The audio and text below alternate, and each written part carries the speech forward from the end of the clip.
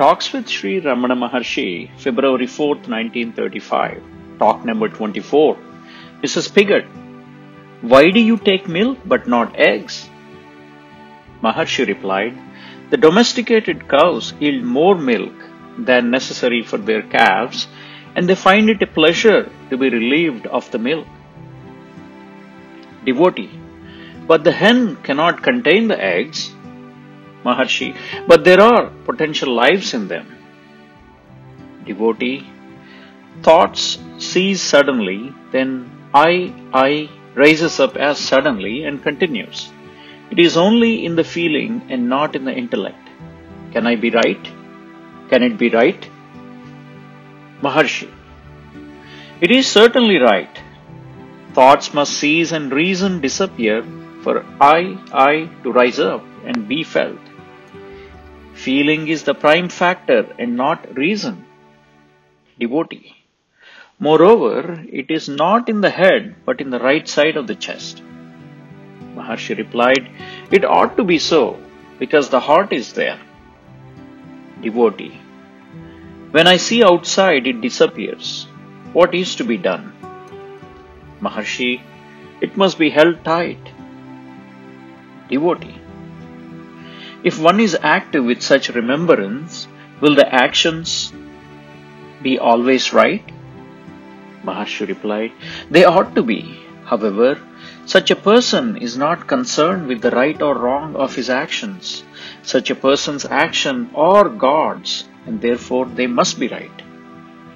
Devotee, why then the restrictions of food given for such? Maharshi, your present experience is due to the influence of the atmosphere you are in. Can you have it outside this atmosphere? The experience is spasmodic. Until it becomes permanent, practice is necessary. Restrictions of food or aids in such experience to be repeated. After one gets established in the truth, the restrictions drop away naturally. Moreover, food influences the mind and it must be kept pure.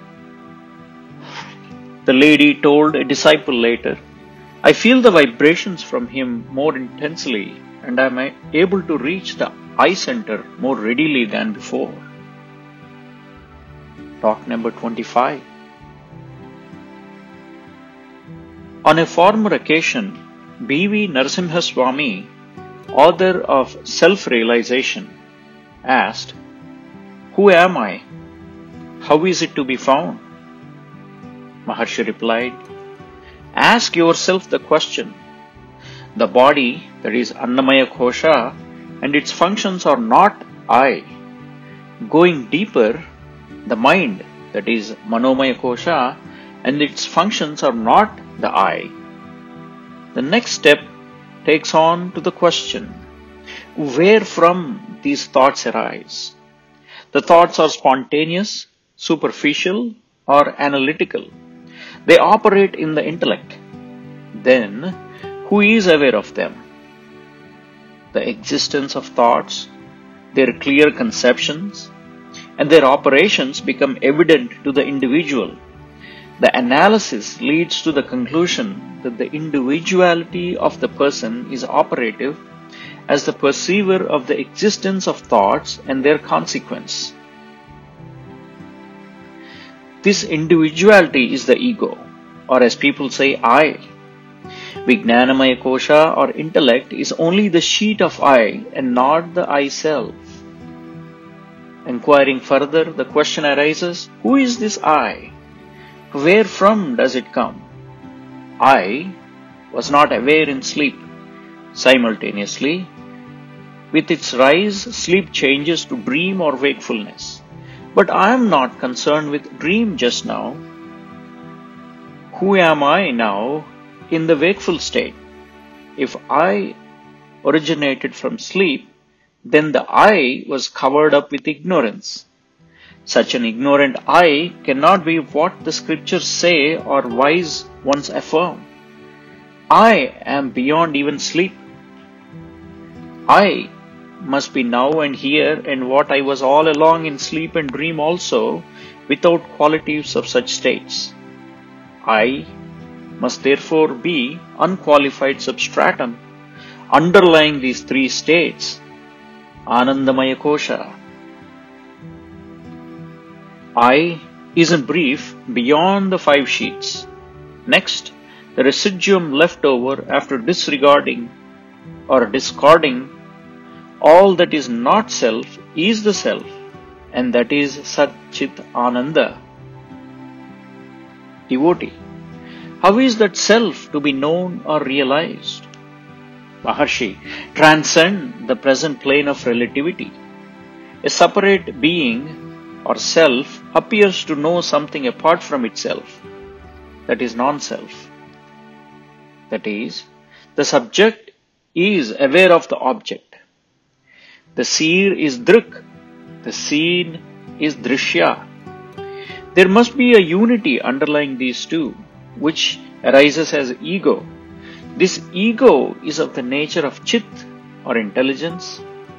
Achit, insentient object, is only negation of Chit. Therefore, the underlying essence is akin to the subject and not the object. Seeing the Drik until all Drishya disappears, the Drik will become subtler and subtler until the absolute Drik alone survives. The process is called Drishya Vilaya, that is, disappearance of the objective world. Devotee, why should the object's Drishya be eliminated? Can the truth be realized even keeping the object as it is?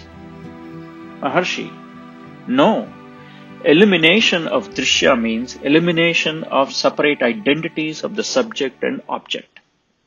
The object is unreal. All Drishya, including the ego, is the object.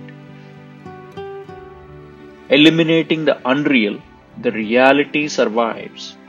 When a rope is mistaken for a snake, it is enough to remove the erroneous perception of the snake for the truth to be revealed. Without such elimination, the truth will not dawn. Devotee, when and how is the disappearance of the objective world, Drishya Vilaya, to be affected? Maharshi, it is complete when the relative subject, namely the mind, is eliminated. The mind is the creator of the subject and the object and is the cause of the dualistic idea. Therefore, it is the cause of the wrong notion of the limited self and the misery consequent on such erroneous ideas. What is this mind? Asked the devotee. Maharshi replied, mind is one form of manifestation of life. A block of wood or a subtle machine is not called mind. The vital force manifests as life activity and also the conscious phenomena known as the mind. Devotee, what is the relationship between the mind and object?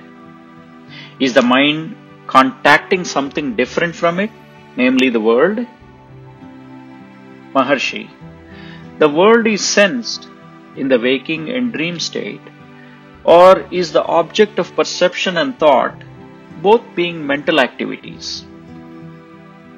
If there were no such activities as waking and dreaming thought, there would be no perception or inference of a world.